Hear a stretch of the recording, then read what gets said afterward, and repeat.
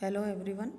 आज हम waves and oscillation के जो आपका पेपर है उसका एक नया टॉपिक पढ़ेंगे। टॉर्शनल पेंडुलम और बाइफिलर ऑसिलेशंस क्या क्या होते हैं इनको डिस्कस। सबसे पहले हम टॉर्शनल पेंडुलम के बारे में बात करते हैं। टॉर्शनल पेंडुलम को हम कहते हैं मरोड़ी दोलक।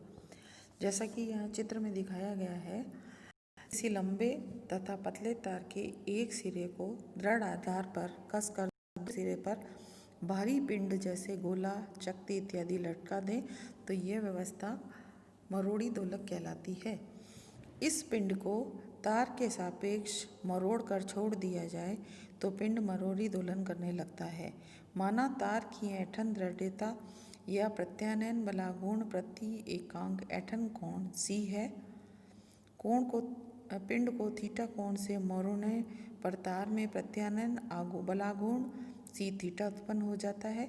यदि घूर्णन अक्ष तार के सापेक्ष पिंड का जड़त्व आघूर्ण I तथा किसी क्षण पिंड का कोणीय त्वरण d2 theta upon dt square है तो पिंड के मरोड़ी गति का समीकरण होगा, जैसा कि हमने पहले भी देखा है, I d2 theta upon dt square is equal to minus C into theta. Minus sign इसलिए कि इनके डायरेक्शन अपोजिट होंगे। इससे अगर हमने इक्वेशन बनाई तो हो गया d2 theta upon dt square plus C upon I into theta is equal to 0। ये हम मान लेते हैं समीकरण 1। यह कोणीय सरल आवर्त गति के अवकल समीकरण के समतुल्य होता है। अतः मरोड़ी दोलन जो है उसका आवर्त काल हो गया t is equal to 2 under root of, ये होता है ओमेगा स्क्वायर थीटा। तो इसको उल्टा किया तो ये हो गया under root of I by C के बराबर होगा। अब इसी तरह से हम एक और उदाहरण लेते हैं। द्वितंतु दोलन या बाइफिलर ऑसिलेशंस क्या होते हैं। यदि किसी बाहरी तथा एक समान छड़ या सिलेंडर या किसी दृढ़ पिंड को दो समान ऊर्ध्वाधर लचीली एवं अप्रत्यास्थ समांतर धागों के जो उसके गुरुत्व केंद्र के समान दूरी पर हैं की सहायता से किसी भी हॉरिजॉन्टल या क्षैतिज पर लटकाया जाता है तो इस व्यवस्था को हम द्वितंतु निलंबन या बाइफिलर सस्पेंशन कहते हैं। क्षैतिज तल में यदि थोड़ा सा विस्थापन करके उसे छोड़ दिया जाए तो वह गुरुत्व के केंद्र से गुजरने वाले ऊर्ध्वाधर अक्ष के प्रति सरल आवर्त गति करता है तथा इसके दोलनों को द्वितंतु दोलन या बाइफिलर ऑसिलेशंस कहते हैं। चित्र जो हमारे पास सामने है, इस चित्र की सहायता से अगर हम समझें तो द्वितंतु निलंबन को प्रदर्शित किया गया है इसमें, जिसमें AB एक समान छड़ या सिलेंडर है जिसका द्रव्यमान स्मॉल o तथा O उसका गुरुत्व केंद्र है एवं यह इसकी प्रारंभिक अवस्था या संतुलित अवस्था में है। छड़ AB को PA तथा QB दो धागों से लटकाया गया है। प्रत्येक धागे की लंबाई L तथा दूसरे से 2D दूरी पर परस्पर समानांतर अक्ष स्थित है। अब यदि छड़ को अल्प कोण थीटा से स्थिति A' में विस्थापित किया जाता है तो धागे अपनी प्रारंभिक स्थिति में से अल्प कोण फाई विस्थापित होकर नई स्थिति जैसा कि चित्र में दिखाया है PA' तथा QB' में आ जाते हैं। प्रत्येक धागे में तनाव T ऊपर की ओर लग रहा है तो उसके दो घटक में हम उसको तोड़ सकते हैं। वियोनित एक घटक हो गया हमारा ऊर्ध्वाधर घटक जो T cos थीटा हो जाएगा तथा दूसरा घटक क्षैतिज दिशा में T sin थीटा लगेगा में A' तथा B' के अनुदिश कार्य करेंगे। ऊर्ध्वाधर घटकों को छड़ का भार संतुलित करेगा। अतः 2T cos थीटा हो जाएगा हमारे पास mg के बराबर और T cos फाई जो है वो हो जाएगा mg/2, चूँकि फाई अल्प है अतः cos phi is equal to 1।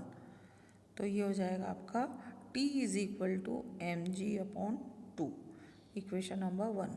घटक T sin फाई जो A' तथा B' बिंदुओं पर कार्यरत है एक दूसरे के बराबर विपरीत तथा समानांतर होने के कारण एक बल युग्म बनाते हैं जिसे हम प्रत्यानयन बल युग्म कहते हैं, जो कि छड़ को प्रारंभिक अवस्था में लाने का प्रयास करता है।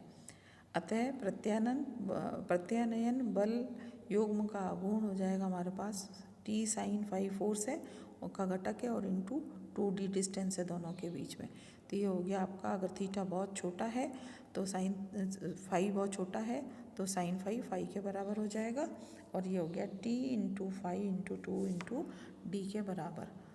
चित्र की ज्योमेट्री से फाई हो जाएगा हमारे पास B B dash upon L, और चित्र से थीटा हो जाएगा B B dash upon O B, और जो कि हो जाएगा B B dash upon small d के बराबर।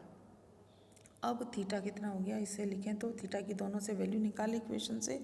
तो B B dash upon O B is equal to B B dash upon small d, या B B dash is equal to B B dash की वैल्यू निकालेंगे तो ये आ जाएगी हमारे पास थीटा इंटू डी के बराबर।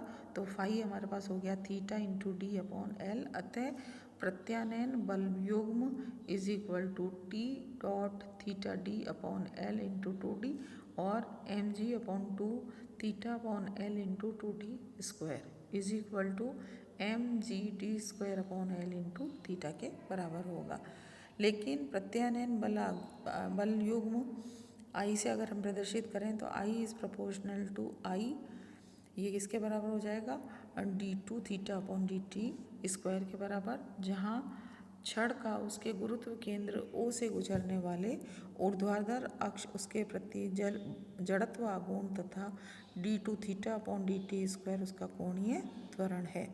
समीकरण 2 तथा 3 से I D two theta upon D T square is equal to minus M G D square upon L into theta, या D two theta upon D T square is equal to minus M G D square I into L into theta के बराबर होगा, जिसे हमने समीकरण 4 से प्रदर्शित किया है। माना राशि M G D square upon I into L is equal to mu square, कोई भी एक कांस्टेंट या नियतांक लेते हैं हम, तो ये हो जाएगा D two theta upon D T square is equal to minus mu square theta, और इससे समीकरण लिखें तो ये हो जाएगा D two theta upon D T square plus mu square theta is equal to 0। फिर वापस ये हमारे पास सरल आवर्त गति के अवकल जो समीकरण होता है डिफरेंशियल इक्वेशन, उसी की तरह हमें ये मिल गया। तो समीकरण 5 कोणीय सरल आवर्त गति के अवकल समीकरण के तुल्य है। अतः छड़ की गति सरल आवर्त गति होती है। गति का आवर्त काल क्या होगा, t is equal to 2 pi by mu is equal to 2 pi under root of M G D square upon I into L is equal to 2 pi under root of I L M G D square, या t is equal to 2 pi into 1 upon D I into L upon M G. यदि i is equal to M के square, I क्या हमारे पास जड़त्व आघूर्ण, तो i is equal to अगर हम एम के स्क्वायर रखें, जहाँ के छड़ का गुरुत्व केंद्र ओ से गुजरने वाले ऊर्ध्वाधर अक्ष के प्रति घूर्णन त्रिज्या है, तो आवर्त काल का मान होगा t is equal to 2 pi into 1 upon D M के square L upon M G, और हमारे पास k की वैल्यू आ जाएगी 2 pi into K upon D L upon G के बराबर होगा। तो हम कहेंगे कि जो बाइफिलर सस्पेंशन जब भी हम करेंगे तो उसका जो आवर्त काल होगा वो समीकरण 7 से हम याद कर सकते हैं।